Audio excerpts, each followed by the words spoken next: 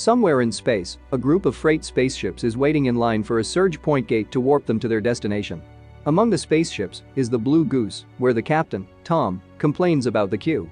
On the other hand, Ray complains about his hangover, so Tom reminds him that next time, they only celebrate their successful job after they've returned home. He asks if they're ready for the trip, and Ray notes that the queue jibs are slightly misaligned, which might make their transition more turbulent, but he gives a thumbs up nonetheless. Their navigator, Susie, also assures them that their course is plotted. As she shows them on their holographic map, Susie shares that she discovered a shortcut across a local bubble. Tom approves of the shortcut, hoping that it'll gain a bonus for their run. Over the intercom, Archangel Dispatch, who manages the surge point gate, announces that they're clear to enter, so Susie sends them their course. The trio then enters their surge tanks that would protect them during the lightning speed journey, and Tom gives Dispatch the go signal to proceed. Dispatch teasingly offers the crew a lullaby to help them sleep, and Tom answers that he likes it sultry and slow. The Blue Goose slowly approaches the surge point, while the crew's surge tanks fill up with protective substance. As soon as the Blue Goose is inside, a bright light flashes. Soon, Blue Goose's cockpit blares its alarm, filling the room with red light. Tom wakes up with his tank open and sees the control board signaling a system error. Using the lack of gravity, he floats to the window and finds that their ship is being docked in a massive repair facility.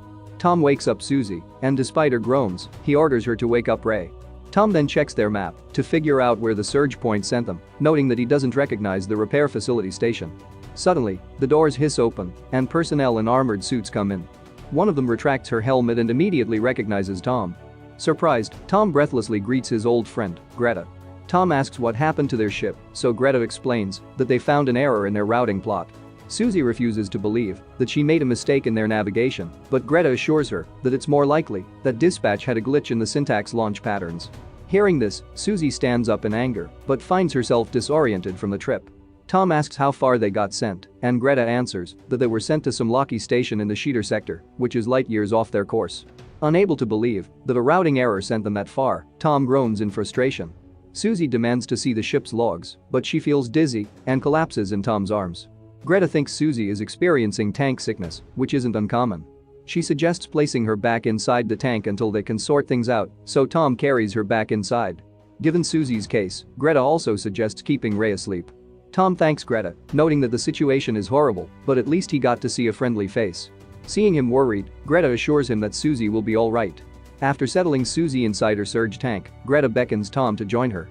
She promises that their engineers will check their ship, although they might be stuck there for a few weeks, so she suggests for Tom to enjoy his stay. Later, at the bar inside the station, Tom quietly nurses his drink when Greta walks in, wearing a gold dress. She joins him in watching the asteroid field before them and points out that the Aquila Rift is just beyond the filament ahead of them.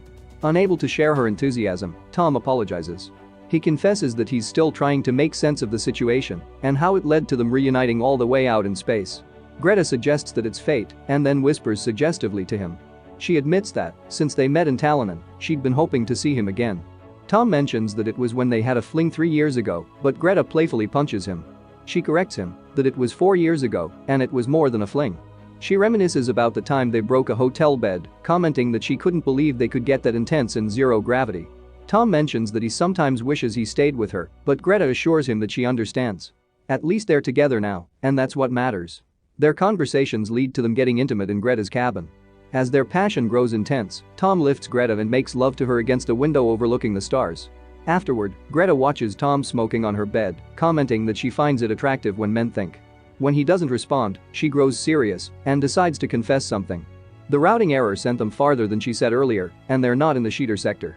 To explain, Greta activates a holographic map of the galaxy. Starting from the Samlaki station, she zooms the map further away until she shows another star system, 150,000 light-years away from Earth.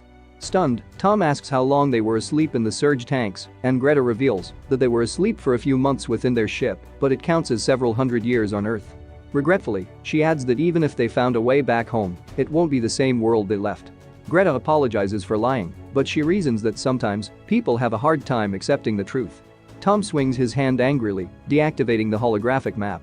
Upset about the revelation, Tom notes that he's as good as dead, but Greta assures him that he's not because he's here with her. With that thought, Tom questions how Greta could possibly be there. Greta explains that the same routing error brings people where she is. Then, she suggests waking up the rest of his crew. After much thought, Tom wakes up Susie.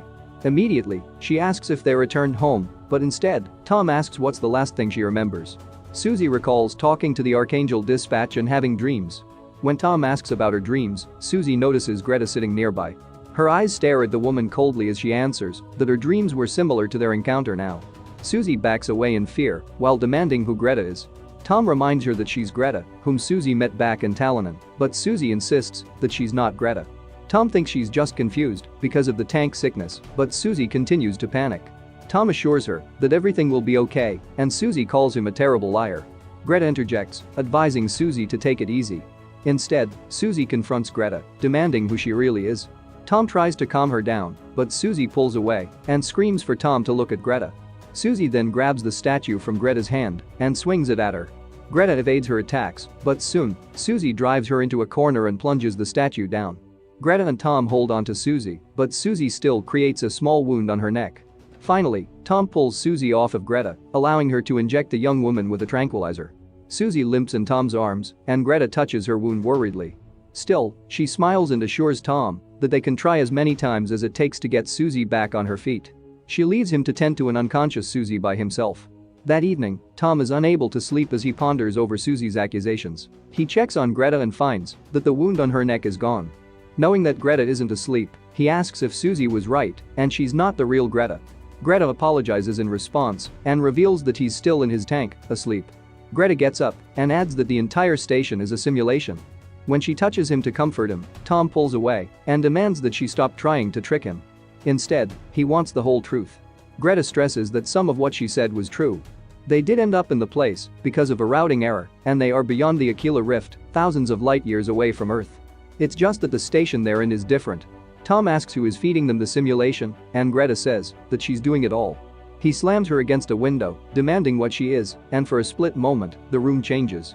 Greta warns Tom that he's not ready for the answer, but Tom insists on being the judge of that.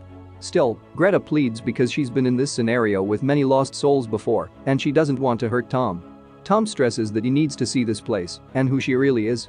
Tearfully, Greta refuses, so Tom slams her on the window again. Defeated, Greta finally agrees. Before revealing the truth, she insists that she cares about Tom and all the lost souls that end up there. In a flash, Tom wakes up in the reality where his face and body have shriveled into skin and bones. He looks up and finds himself in the hellish place that was once the Blue Goose. Outside their ship are countless others, trapped in vein-like strings of an alien hive. He looks around and sees the ruined bodies of Ray and Susie in their tanks. A female voice greets him, and Tom looks into the cockpit's exit. From there, a feminine silhouette approaches. However, when she steps into the light, Greta reveals her true form as an arachnid-looking alien.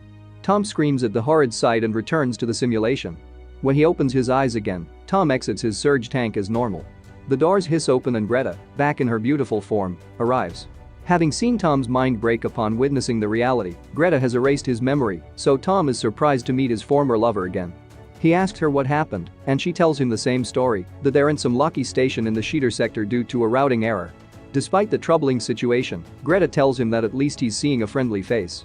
Outside the simulation, however, the Blue Goose is still trapped in the alien hive, where countless wrecked ships also lost their way.